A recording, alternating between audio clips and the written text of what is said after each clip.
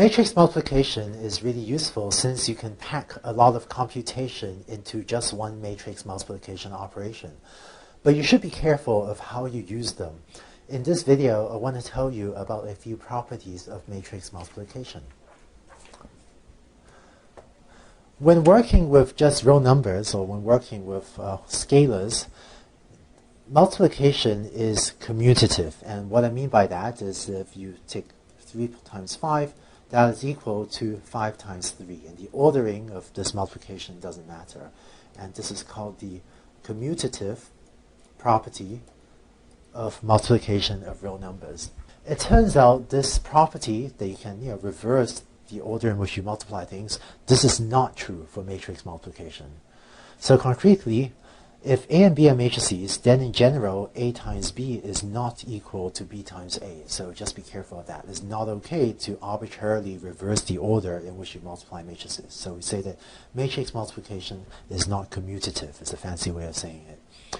As a concrete example, here are two matrices. This matrix 1100 times 0020. And if you multiply these two matrices, you get this result on the right. Now, let's swap around the order of these two matrices. So I'm going to have taken these two matrices and just reverse them. It turns out if you multiply these two matrices, you get this second answer on the right. And, well, clearly, right, these two matrices are not equal to each other. So, in fact, in general, if you have a matrix operation like A times B, if A is an m by n matrix and B is an n by m matrix, just as an example, then it turns out that the matrix A times B, right, is going to be an m by m matrix, whereas the matrix B times A is going to be an n by n matrix. So the dimensions don't even match, right? So if A times B and B times A may not even be the same dimension. In the example on the left, I had all 2 by 2 matrices, so the dimensions were the same, but in general, reversing the order of the matrices can even change the dimension of the outcome. So matrix multiplication is not commutative. Here's the next property I want to talk about. So when talking about real numbers or scalars, let's say I have 3 times 5 times 2. I can either multiply 5 times 2 first, and I can compute this as 3 times 10, or I can multiply 3 times 5 first, and I can compute this as 15 times 2, and both of these give you the same answer, right? Both of these is equal to 30. So if it doesn't matter whether I multiply 5 times 2 first, or whether I multiply 3 times 5 first, because sort of, 5 times 2 is equal to 3 times 5 times 2.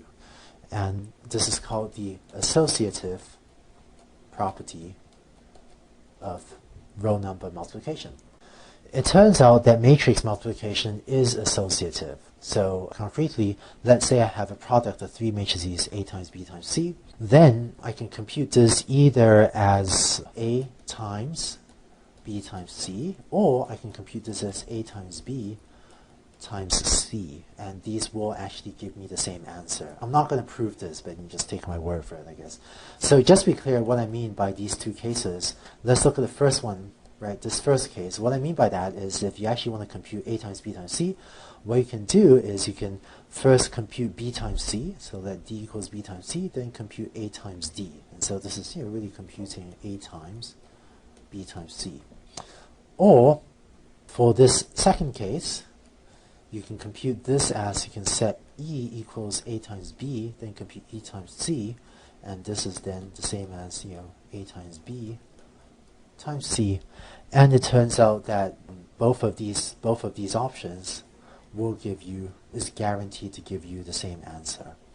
And so we say that matrix multiplication does enjoy the associative property. Okay? And don't worry about the terminology associative and commutative. That's what it's called, but I'm not really going to use this terminology later in this class, so don't worry about memorizing those terms.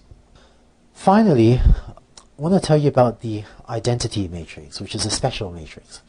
So let's again make the analogy to what we know of real numbers. So when dealing with real numbers or with scalar numbers, the number 1 is, you can think of it as the identity of multiplication. And what I mean by that is that for any number z, the number 1 times z is equal to z times 1, and that's just equal to the number z, right, for any real number z.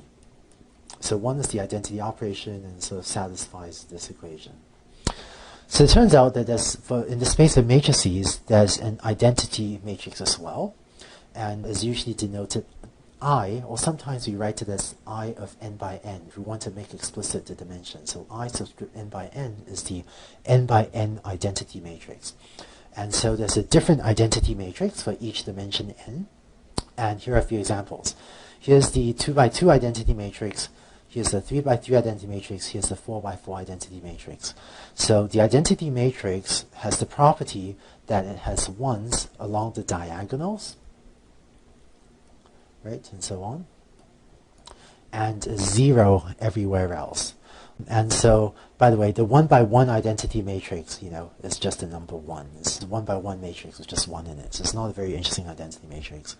And informally, when I or others are being sloppy, very often we'll write the identity matrix using Fourier notation. We draw, square brackets, just write 1, 1, 1, dot, dot, dot, dot, 1, and then we'll maybe somewhat sloppily write a bunch of zeros there. And these zeros on this big 0 and this big 0, that's meant to denote that this matrix is 0 everywhere except for the diagonal. So this is just how, I might sloppily write the identity matrix.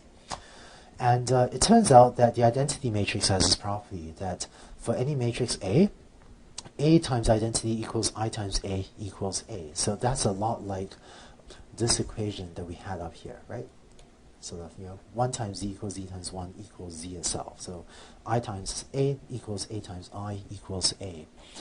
Just to make sure we have the dimensions right. So if A is an m by n matrix, then this identity matrix here, that's an n by n identity matrix. And if A is n by n, then this identity matrix, right, for matrix multiplication to make sense, that has to be an m by m matrix, because this m has to match up that m. And in either case, the outcome of this process is you get back the matrix A, which is m by n. So whenever we write the identity matrix I, very often the dimension, right, will be implicit from the context. So these two i's, they're actually different dimension matrices. One may be n by n, the other is n by m. But when we want to make the dimension of the matrix explicit, then sometimes we'll write it as I subscript n by n, kind of like we had up here. But very often the dimension will be implicit. Finally, I just want to point out that earlier I said that A times B is not, in general, equal to B times A, right? That, that for most matrices A and B, this is not true. But when B is the identity matrix, this does hold true. That A times the identity matrix does indeed equal to identity times A. It's just that, this is not true for other matrices B in general. So that's it for the properties of matrix multiplication and special matrices like the identity matrix I want to tell you about. In the next and final video on our linear algebra review, I'm going to quickly tell you about a couple of special matrix operations, and after that you need everything you need to know about linear algebra for this class.